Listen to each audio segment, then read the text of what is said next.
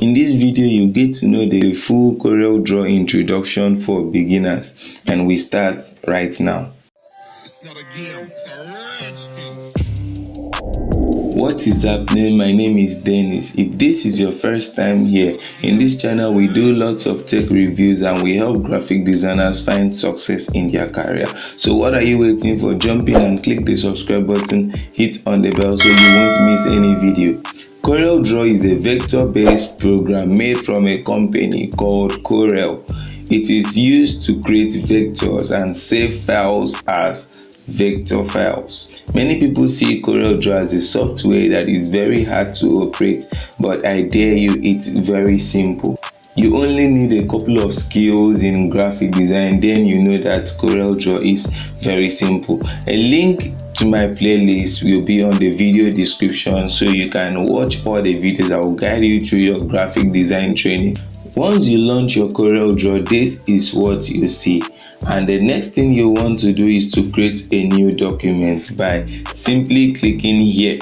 But before then, you will have to know other things about this particular screen, which is you have your open recent. Why you've not seen any file here is because I just installed this Corel Draw recently and I've not done anything with it yet. So any job you've done before and you would like to see it again, all of them will be on the open recent. Open others means you want to open a file, a Corel Draw file somewhere else, while the new from template are originally made files by Corel Draw. So we will like to create a new document before I go straight into the video. And once you click on the new document, you'll see a dialog box like this where you have to set how you want your document to look like. Now you have your size, your column, and the name of your file and every other thing else. Remember we talked about color in our last video. Here you set the color space you want to work with, either RGB or CMYK. For now, let me leave it at CMYK and 300 dpi because it's going to be a print document, and my size is A4 size, and every other thing will be left like this. So in the name, I can choose to save it anything I want, but for now I will leave it this way. So okay, and this is what you have here. So you have to note all these bars in your Corel Draw, and we are going to name them one after the other. And the first bar is menu bar. We have the status bar and the standard bar here, the property bar and the toolbox. All these bars will help you to work effectively in your Corel Draw. If you right click here, you'll be able to customize how your workspace will look like. Now this is the menu bar. If I deactivate this, my menu bar is out, and if I right click and activate it again, my menu bar is on. So you can do the same to others. Why these particular parts are not activated is because all other tools here works with this. So once you click on that particular tool, Corel Draw automatically activates this tools for you. For example, the zoom tool is not activated, and if I need to do anything with zoom, once I click on the zoom tool, automatically Corel Draw activates the zoom bar here for me. Now let's talk critically on all the bars I have mentioned. The menu bar. In your menu bar, you have the file where you can open a new document and open recent or other stuff, close document and other stuff. You can save your file here and also save as, acquire image, that if you want to import image from another source, and every other thing that has to do with your file comes here. And the edit, it's mostly when you are working with lots of files, then you can use this to do your job. Then view, it's just simply how you want your job to look like. you have the rulers and the guidelines. Now if I deactivate the rulers, you see that my rulers here are off. Remember, your rulers guides you when you are designing, so you have to let your rulers be activated. And here also we have the guidelines. Especially when you want to do a job that you need to guide your job, these are the guidelines. But if you deactivate the guidelines, you won't get it at all.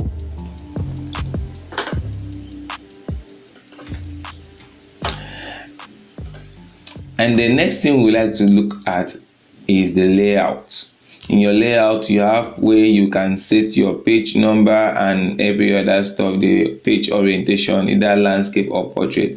But you can simply click here if you want your page to be landscape, and also here if you want it to be portrait.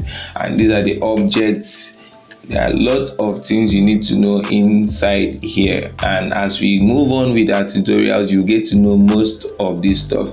Effects, any effect you need to add in your Corel Draw jobs, you come to effects. Example, the bevel effect, the extrude, envelope, and all other stuff.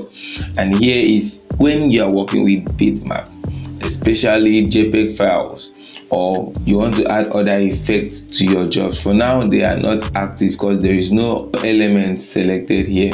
And this is your text. Any text or typography you'll be working with, this helps you to edit it perfectly. And the tables, the tools, windows, here you can customize how your windows will look like, your workspace, and every other stuff. Your color palette, here you can choose the color palette you want to work with in your Corel Draw. And always visit help if you have any challenges with your Corel Draw and you need to resolve it. Now we come back to toolbars. In your toolbar, you have the pick tool here, and if you click and hold, you will see other tools inside the pick tool, which you can easily select them. And this is the freehand pick and free transform. For now, you leave it at pick tool. And this is the shape tool. If you click and hold, you see other tools here that can help you work with Corel Draw. And this is the crop tool, using cropping your files, the knife tool, and eraser tool. I don't need to explain these tools. Once you click on them, you see what they actually do. And this is the zoom tool and the pan tool. The pan tool helps you to move your Corel Draw to any direction. You can move it to any direction. And while the zoom tool helps you to zoom in and also zoom out. You can easily click here to zoom and click here to zoom out. As time goes on, you learn the shortcut keys for all this stuff. The Z is used to activate the zoom tool, while H is used to activate the pan tool. And also we have other stuff here, the freehand, 2-point line, bezier tool. All these are used to create curves. They are used to create curves, especially the freehand. You can easily create any curve you want to create with your Corel Draw, and that is the work of freehand tool. But I love using pen tool so much because it helps me to create my curves and also create straight lines in any way I want to create. I create customized shapes with my pen tool and do lots of things with my pen tool. With this pen tool alone, you won't even need to use any other tool because pen tool alone will give you everything you need. Now we move to the artistic tool. The artistic tool helps you to draw stuff like an artist, but I don't really love this tool because for me it's useless. So let me delete all this off. And I move to the rectangle tool. It helps you to draw shapes in Corel Draw, especially the square shape. Now once you click and drag, you draw any shape, desired square shape or rectangle shape of your choice. But if you want your shape to be a square, click Control and click and drag. It will give you a square that has 4 equal sides. But if you leave your control, you hardly get an equal size of your square. Same thing to this ellipse tool. Once you click and drag, you won't get the desired circle shape. As it is, I'm getting oval and oblong shape. But if you click your control, automatically your circle remains a standard and a round circle with 360 degrees. And this is the polygon tool, the star tool, complex star. If you need to draw a graph, you use these, and the spiral, basic shapes, arrows, flowcharts, banners, and call-up shapes. All these helps you to draw different types of shapes in your Corel Draw. And here is the text tool and also the table. With your text tool, you can activate and type anything you need to type with your Corel Draw and resize it and every other stuff. Once you activate your text tool, you have this bar here that helps you to edit your text. Like you can change your fonts here, the font size, make it bold or italics, and also underline your text here.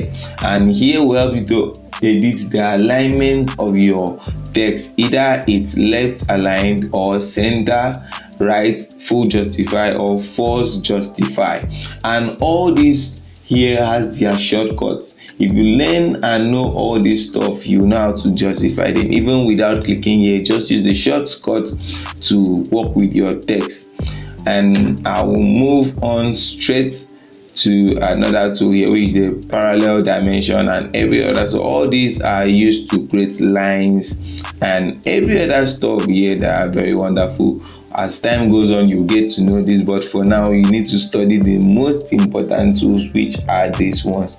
And here will be used to make effects, especially when working with type and every other stuff. You have your drop shadow here. If you need to drop any shadow with your Corel Draw, do simply click the shadow tool and click on anything you want to drop the shadow and drag. Then the shadow is out. You set your shadow to any direction. Once you activate your shadow tool, you can edit your shadows here to anything you want. You have the blending modes here, which you can easily choose the screen or anything you need to do with your shadow to edit it and make it look nice. And you can deactivate your shadow once you click this particular part here.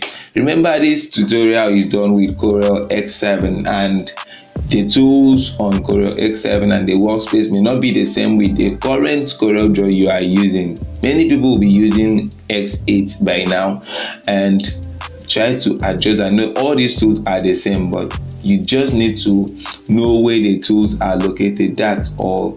And the next thing I would like us to know is the contour tool. Use it to create contours whenever you are making your editing, maybe stuff like this. You can edit your contours here, and this is how contours are made. And you just have to be creative to make your contours more beautiful. And if you need to break this contour out, simply come to object and break contour apart. It will help you to break this contour out. If you don't want to go through the long cut and you need to break this contour, simply, due to the nature of Corel Draw, click on the stuff you want to edit, move it somewhere else and Ctrl Z, then press Ctrl K, and simply your object will break apart. And if you click outside and click on the contour again, and you know it has been broken, such that you can change the colors of the contour easily. And this is how I edit my contours most times. Here is another wonderful tool, the blend tool, distort, and envelope tool, also extrude tool. This is the work of the extrude tool. It helps you to extrude anything you want to make a 3D. Now this text is in 3D. Why you are not seeing it is because the 3D background is black. So if I change this, you will easily see what is happening here. So this is what I mean. Used to make your type or any other object to be in 3D. And I would like to show us the transparency tool also, which you can easily use the transparency tool to transparent any stuff you need to do. For example, I want to transparent this shape here. I click on the transparency tool, click on it and drag, and the down part has been blended to the white background on my Corel Draw. And that is how to use the transparency tool. If I need to transparent the four sides, it means I need to bitmap this particular image. So I will click bitmap and convert to bitmap. That is when you know that you've edited your shape very well before you bitmap. Then I have already done the transparency here, and I want to transparent this other side also, so I do this. Now, bitmapping an object before you transparent means you want to apply the transparency to different sides of that object, and this is how it's done. If I need to transparent this other side also, I have to bitmap it again and also apply the transparency to this other side by doing this, and this is how it's done. So that's all for transparency tool. And this is the eye drop tool. The eye drop tool helps you to pick a color somewhere and apply it to a particular place. For example, I need to apply this color to another shape here, so clicking on this color and bring it like your pen tool here and bring it here. This is how the eye drop tool works. So now I've been able to pick this color and apply it to other shapes. And also, if you open it, you see the eye drop attribute. It's also a eye drop tool which helps you to attribute eye drops and all other stuff. And now we come to the interactive fill, which helps you to make a kind of color gradient in your shape. For example, I need to mix this color with another color, and once I activate my fill tool and do this, I can easily add another color here. And this is how the fill tool works. And the mesh fill here also works like the interactive fill. It helps you to mix different colors in a particular shape. With time, you will get to know how to use all the tools effectively. I forgot to tell you about the colors. This is where you will see your colors, where you can choose any color you need, and any color you choose here will definitely appear here, which means you may likely use that color again. Once you create a new document, this particular part will not be available again. So for now, I think that is all.